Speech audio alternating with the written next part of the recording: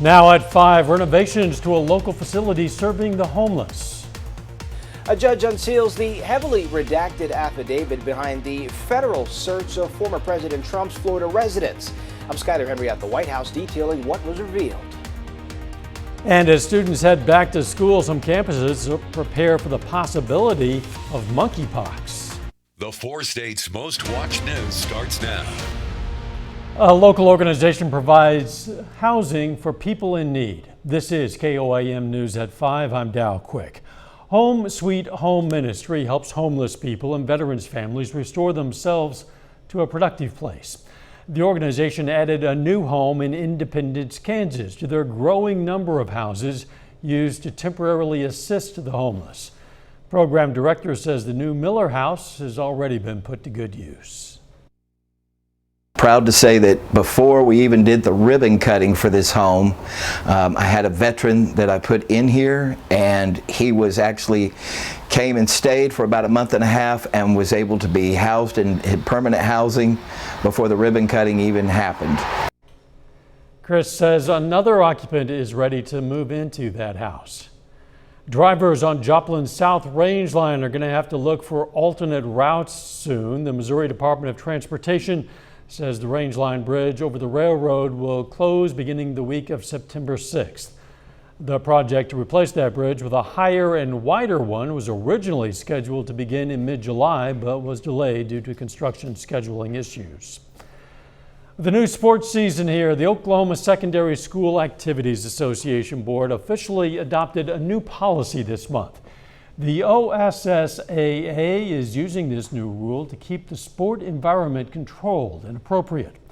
The organization hopes this new policy will prevent some issues like fans going onto the field and fighting or confronting game officials.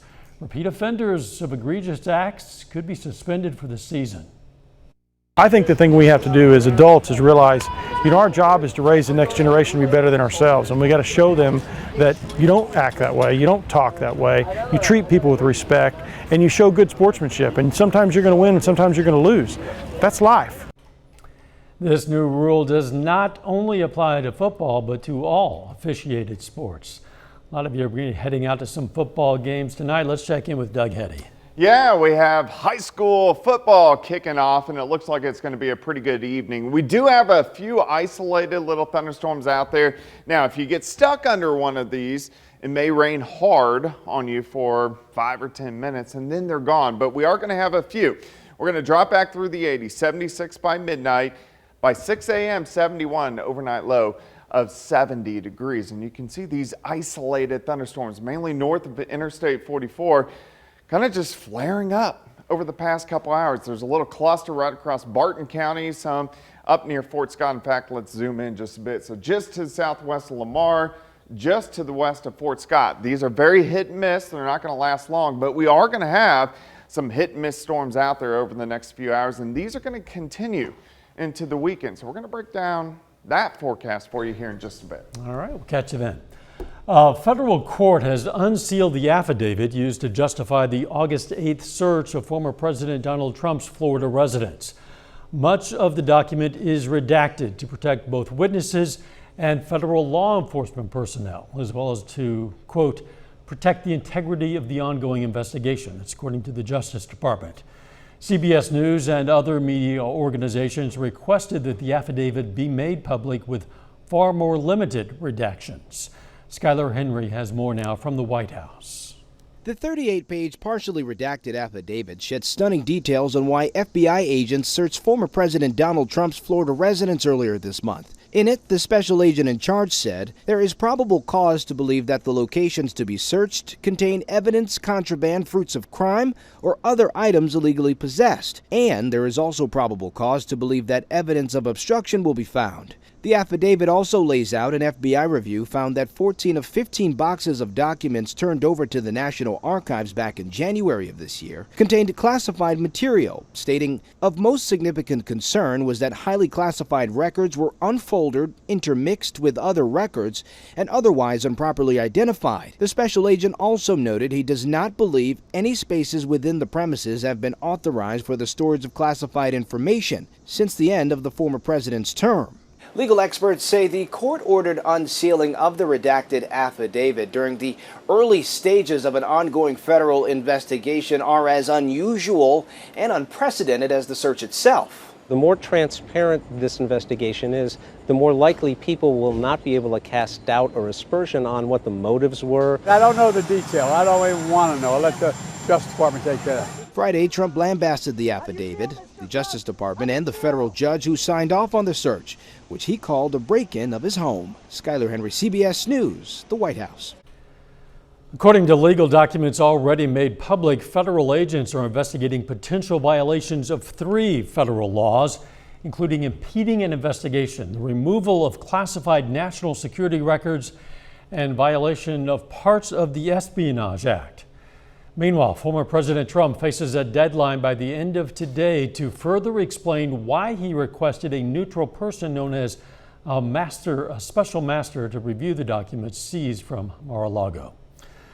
Still ahead, as students return to school, some campuses prepare for the possibility of monkeypox and the link between sleep quality and the risk of heart disease. Those stories next in Health Watch. College students heading back to campus this fall will hear familiar guidance about COVID and new warnings about monkeypox. The CDC has recorded nearly 17,000 monkeypox cases nationwide. White House officials spoke with university leaders yesterday about this outbreak. Reporter Meg Oliver looks at the ways the colleges are preparing for yet another public health emergency. Hofstra University in Hempstead, New York is prepared for monkeypox if it arrives here in the fall. Our team has practiced this, we're ready for this, and this is what we do every day. Executive Director of Student Health Services, Rob Stahl, says they've ramped up cleaning and disinfectant protocols to help stop the spread. The good news is that monkeypox is not like COVID in that it is not as easily spread. Of the some 17,000 cases nationwide, New York has the most of any other state, followed by California, Florida, and Texas. How are you educating students? So we have posters up in all the bathrooms on campus as well as common spaces, and also providing them information about health and infectious disease in general. That also includes having testing in place for students who might show symptoms like fever and a characteristic rash. Monkeypox is primarily spread by close contact with individuals. That's skin to mouth type of contact. Amish Adulja is an infectious disease physician and senior scholar at Johns Hopkins Bloomberg School of Public Health. He says schools like Hofstra are doing the right thing by making sure infected students have somewhere to stay for a while. They need to make sure that they have ways for students to isolate in a comfortable manner for a couple of weeks if necessary. But overall, Adulja says the risk for universities is low. I don't necessarily think this is going to be a disruptive force on college campuses, but it is something that colleges need to proactively plan for so it isn't disruptive. We reached out to more than 30 schools for this story, and while many were making some kind of preparation, mostly sending informational emails to students, none expressed that monkeypox was as dire a concern as the COVID-19 pandemic. Meg Oliver, CBS News, New York. The American College Health Association has resources on its website. The organization has also hosted webinars and events on preparing for monkeypox and COVID-19. Researchers from the European Society of Cardiology found that poor sleep is associated with a higher likelihood of heart disease and stroke. The authors estimate that 7 in 10 of these cardiovascular conditions could be prevented if everyone was a good sleeper.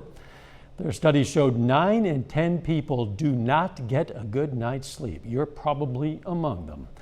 In a small first-of-its-kind study, researchers from City University London found new fathers felt isolated and a sense of loss because of restrictions on maternity care brought on by COVID-19. But changes to daily living during the pandemic helped family relationship building, which improved long-term father-baby bonding. And a new study published in Scientific Reports finds cognitive function declines as dogs age. For dogs older than 10 years, the risk of developing canine cognitive dysfunction, or CCD, increases by more than 50% with each added year of life.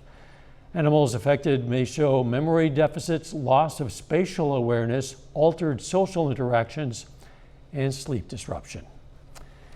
And that is a look at today's health news. A little bit later, the Secret Service says it's recovered hundreds of millions of dollars in government funds that have been taken by fraud.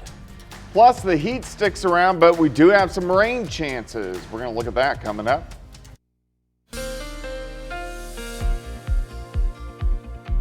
Well, it's turned out to be a great Friday for us. Heading into the weekend, yeah, it's hot, but at least the humidity is pretty good. It's not super high, so we don't have that muggy, soupy feeling outside. But yeah, it's hot. Temperatures, most of us into the mid-90s today. Here's a nice shot. This is Indigo Sky Casino and Resort, of course, just outside of Seneca, Missouri. Friday evening parking lot starting to fill up. It looks pretty good as we go through the evening hours. Now, we do have some isolated thunderstorms. We knew these were going to pop up today. They're very hit and very miss.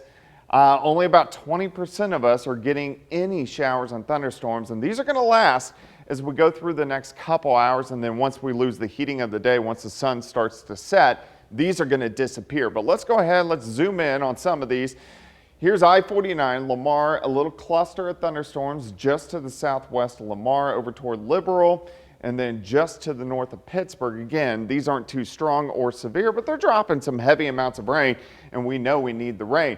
Another little cluster, here's on the north side of Joplin. So we're looking right along 96 Highway over toward Carthage, a couple little thunderstorms trying to pop up. Let's go off toward the west. Here's Mountain Valley, here's Cherryville, here's Independence, a couple little thunderstorms popping up. And then also just to the west of Fort Scott, we have a few little thunderstorms that have been getting going. But look at this. Here's our drought tracker. It's dry. Most of us in an extreme drought, especially Jasper County, Cherokee, Labette, Montgomery, Washington, Nowata, Craig, Ottawa counties in northeastern Oklahoma. So we will take any rain that we can get. And we're going to have these hit and miss storms as we head into the weekend. Look at our temps. It's hot, low to mid 90s. Look at this, Independence 97, Neodesha 10 degrees cooler just due to those showers and thunderstorms which have been popping up. But at least the humidity's not that bad. Our dew points are sitting 65-ish. Yeah, it's a little sticky out there, but it's not too bad. Of course, we have high school football games, which are getting going as we go through the evening hours. We are going to have these hit and miss storms. I don't think it's going to affect any games. Even if there are a few pop-up thunderstorms, they won't last long. 94 in Joplin, humidity sitting at 36%. Through the evening hours, hit and miss storms drop back through the 90s, 80s, 70s, eventually right around 70 for an overnight low. Scattered showers and thunderstorms are going to roll through over the next couple hours. Then tonight looks fine, but we're going to do this again as we head into the weekend. So let's go through Saturday, hit and miss pop-up storms once again as we head into the afternoon hours. Tomorrow night looks fine. On Sunday, we'll get a band of scattered showers and thunderstorms. So we're not going to see anything very widespread, but they are going to be hit and miss over the weekend, and we need them to hit because of the drought situation that we do have across the region. Temperatures, they're going to stay hot, a lot of 94s over the next few days. Hit and miss storms, best chance for widespread thunderstorms late Sunday into Monday morning, late Monday into Tuesday morning. So let's keep our fingers crossed and get some thunderstorms in here. Whatever we get probably won't be nearly enough, but boy, it'll be welcome anyway. Yeah, we can take it. Thanks, Doug. Coming up, the government recovers hundreds of millions of dollars that were collected apparently through fraud. First, though, we recognize a local veteran of the U.S. Army. Chester Selvey served from 1941 to 1945, stationed in the Pacific Theater and then later in the National Guard. In World War II, under Selvey's command, soldiers retrieved the body of a fallen lieutenant while under constant fire. For his action, Selvey received a Bronze Star.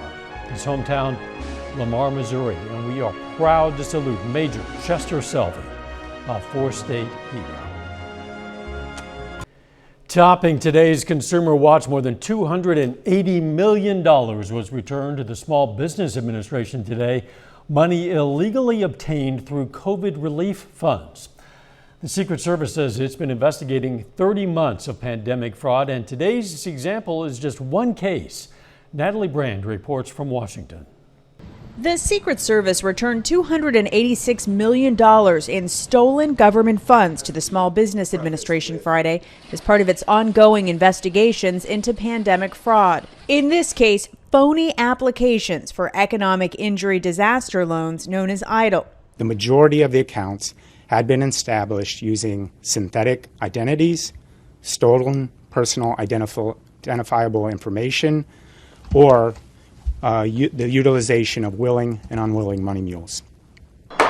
Investigators say the conspirators used the online bank Green Dot to move the funds. While that money is now back in the right hands, the perpetrators connected to more than 15,000 fake accounts are still at large. The investigation continues, and we fully anticipate identifying suspects in the case. EIDL loan fraud has affected innocent victims during the pandemic, like this California man who learned his name and identity were stolen to snag federal relief. I had applied for a small business loan for $5,000 to open up my own deli in Texas. I can barely make peanut butter sandwiches, let alone open a deli. This month, President Biden signed into law 2 bipartisan bills extending the statute of limitations for COVID relief fraud enforcement to 10 years. You can't hide. We're going to find you. We're going to make you pay back what you stole and hold you accountable under the law. The Secret Service says that extension will afford the agency the extra time it needs to track down the criminals. Natalie Brent, CBS News, Washington. The Secret Service says it's possible foreign actors were involved. The agency says it's launched more than 3,850 pandemic-related fraud investigations since 2020, and it seized more than $1.4 billion. Elon Musk's SpaceX Starlink satellite unit and wireless carrier T-Mobile are teaming up in an effort to eliminate so-called cell phone dead zones. Those are spots where there's little or no cellular coverage. At the SpaceX rocket facility in Texas, the companies announced they'll provide cell phone users with network access by connecting phones directly to satellites in orbit. Authorities in California voted to require all new cars, pickup trucks, and SUVs to be powered by electricity or hydrogen by the year 2035. The move from the state's Air Resources Board could reshape the U.S. auto market. The plan would allow California residents to continue to buy, sell, and drive existing gas-powered vehicles. In Lansing, Michigan, workers at a Chipotle Mexican grill restaurant voted to form a union. The move would make the outlet the first U.S. Chipotle location to unionize. A final check of the forecast next.